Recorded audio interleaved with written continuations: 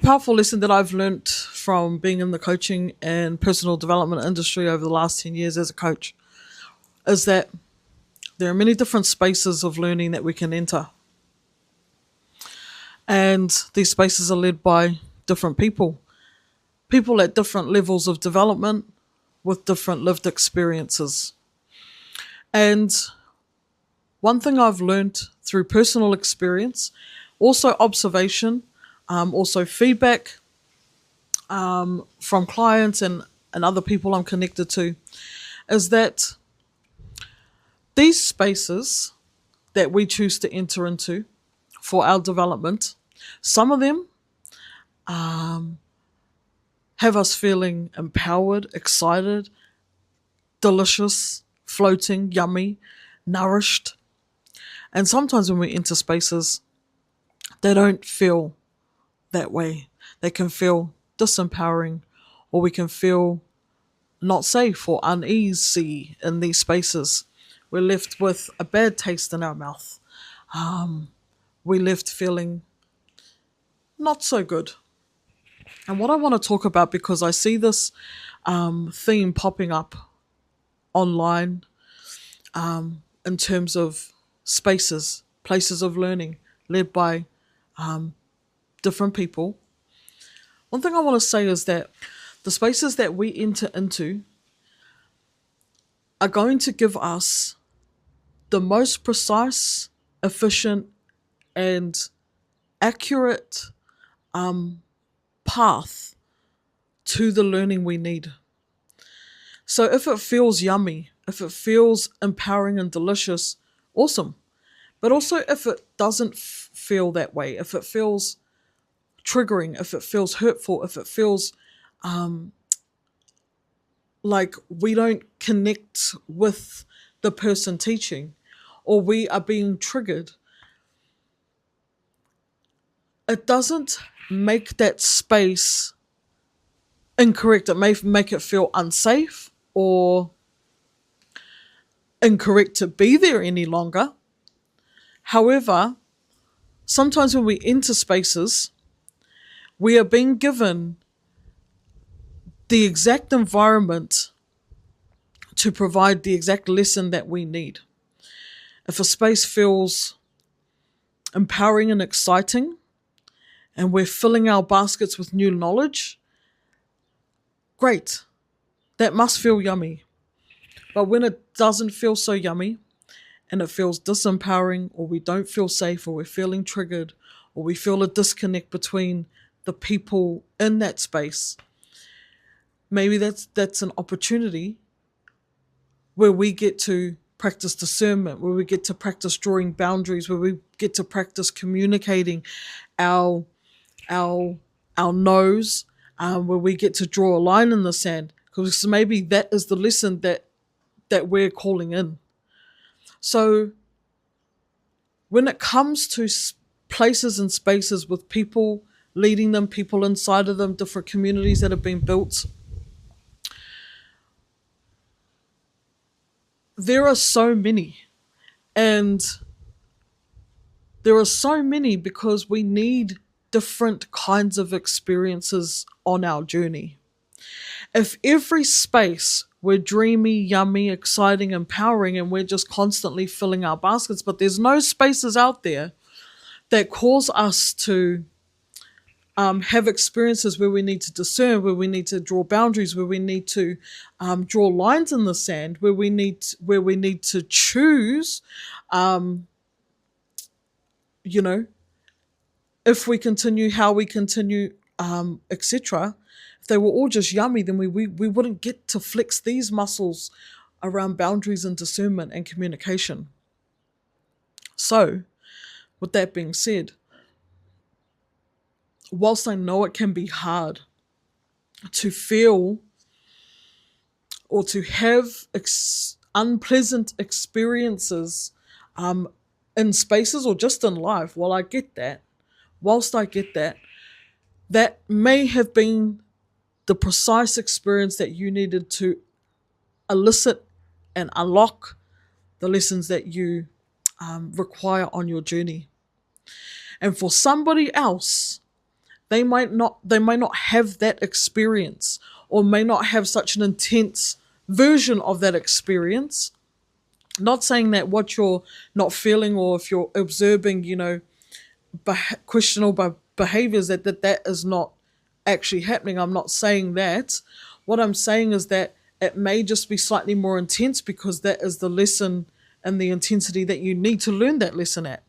However, for someone else, they may not have that experience in that same space, and they may be able to enter into there and then, move on, not quite so intensely, not quite at the same intensity as you. And so they may draw on their conclusions, or they might just,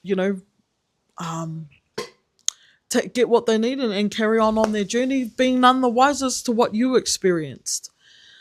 Now, just really quickly, if it's something really bad that's happening inside of a space, like there's physical abuse or something like that happening, or, crime, something like that, then yeah, I can understand why you go and tell, go and communicate and tell, say your experience and what happened. It just gets trickier when it comes to emotional, and energetic connection, because we're dealing with values. Do you know what I mean? The reason why I say if it's really bad, because I don't think anyone values being physically abused, and it's pretty fucking obvious if that were to happen, that is not good. I think we, as humanity, we have like a understanding that physical abuse is like not a value. It's like not something that we would want. Crime, again, like generally speaking, it's not something that people would be like, oh yeah, that's a values match for me. But when we come into the energetic, the emotional side of things, it gets a bit trickier. And I have been in so many spaces and had many different experiences where I have been the one that's perceived to be, an issue in terms of an energetic mismatch, or an emotional mismatch. I also have witnessed, behaviors that were not aligned with my values. So when we're talking about energetic or emotional issues, or abuse even, when, it's our values playing out, and ultimately our experiences are trying to show us what we value.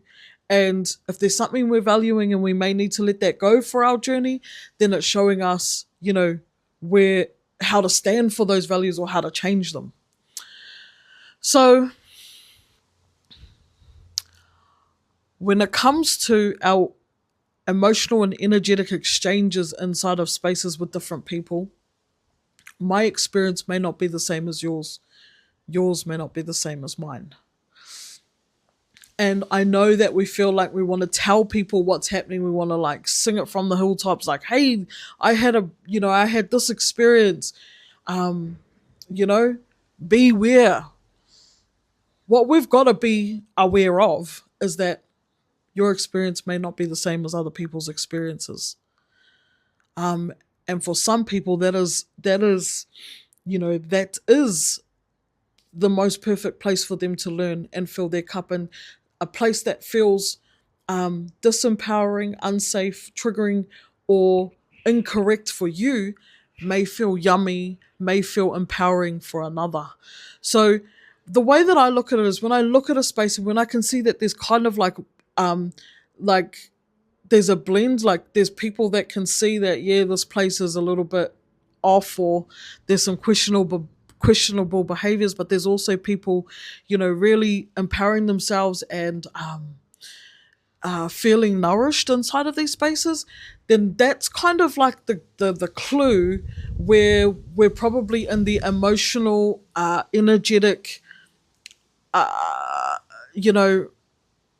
realm, where things are playing out on that realm, versus like the behavior being physical, or like there being something obviously not good in terms of behaviors when it comes to like physical abuse or physical activity that is like that we know isn't good.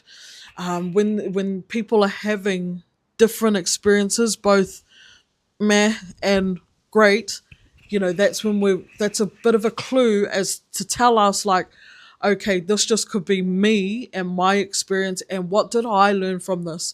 So rather going away going, that place was, unsafe, that place was dangerous, that place was shit, that person was dangerous, shit, it's like, what experience did I have, and what did I actually have to, actually recap your experience. What did I learn from that? What did I have to do differently? Did I have to communicate some boundaries? Did I have to, did I have to discern? Did I have increased awareness? Did I have to have some hard conversations? All of these things, while they may not have been comfortable in the moment, they are muscles that you got to flex in that environment. And if the environment was cushy and, empowering and exciting and felt delicious, you don't need to be drawing boundaries. You don't need to be like, discerning or having hard conversations, because it's all good. So that's what I mean. We need different experiences along the way in our journey. And it's about keeping that trust, knowing that what is happening in our experience is happening to help us flex certain muscles that are ultimately going to, grow us. Again, with the exception of like straight up abuse, like whether that abuse is like physical or mental or emotional, like abuse, right? Yeah. So, or crime.